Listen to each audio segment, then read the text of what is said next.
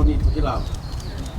Can I begin by acknowledging our elders, Reverend Sokoanga, Pereira Lausi, G. Jonathan, and Matt and your team from Ministry of Pacific Peoples. Can I also acknowledge someone who's given an apology today, and that is the current Minister of Pacific Peoples, Alfred Ngaro, my brother from the Cook Islands. Since Alfred has been the Minister of Pacific Peoples, there's been a real energy about Pacific Language Weeks, not just Tokelau, but all the languages that the Pacific People Ministry looks after. And I want to thank Alfred for that personally, because he knows the importance of language and culture for those very special Pacific cultures in New Zealand. So Alfred, who is not here today, I wish him all the very best. I feel a great sense of pride and irony here today for Tokelau Language Week. Last year, or 2 years ago, when we celebrated this week, I said I was not going to apologise anymore for not being able to speak our language. I think I still have to give an apology. But as someone now who's going to be part of government, I'm proud to say that one of the commitments that we have made is to putting more resources into the 5 important Pacific languages that are important to New Zealand culture, Tokelau being one of them. So you can be guaranteed that as a minister, and as a proud Tokelauan, I'll be making sure we can do as much as we can to even more invigorate those 5 languages. And of course, I'm going to have to start taking some lessons from Mum.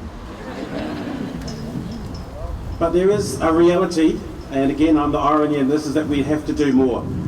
Some of the stats at 32% of the Tokelauan population here in New Zealand can speak the Tokelauan language simply isn't good enough. And something that we've been doing or not doing has to change. And I think some of that will come from government, but a lot of it has to come from this community itself. And if we've got 32% of people who can't speak Tokelauan,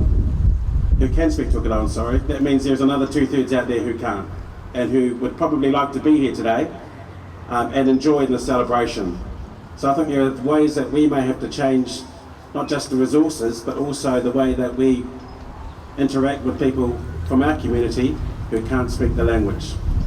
And I think it's a reality that we have to start facing up to.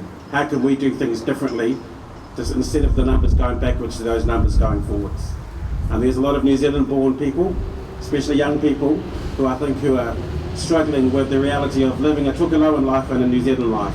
And we have to figure out how we make sure that they can live both and be confident in this country. And there's a bit of a challenge to our community, and to live up to that, to make sure that those numbers turn around. So I'm going to make a commitment to try and give a 5-minute speech in Tokelauan next year, in Tokelau Language Week. Sorry, Mum, you're going to be very busy. This week I'll be sworn in as a Minister of the Crown, and that's a very proud thing for me. But I think I'd like to thank this community for getting in behind not just me, but the notion of collectivity.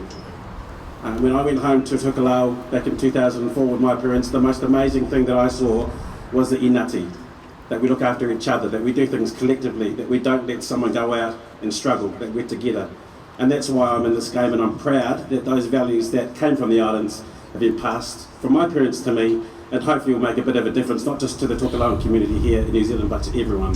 So on behalf of all the parliamentarians, can I wish this community, our community and my community all the best for the rest of the celebrations of Tokelau Language Week. I don't think it's a mistake that I happen to become a minister in Tokelau Language Week. I think I might have to learn a bit faster. But thank you very much for the privilege of being here today. Haka he tai, haka he tai, haka he tai, lucky lele. Thank you.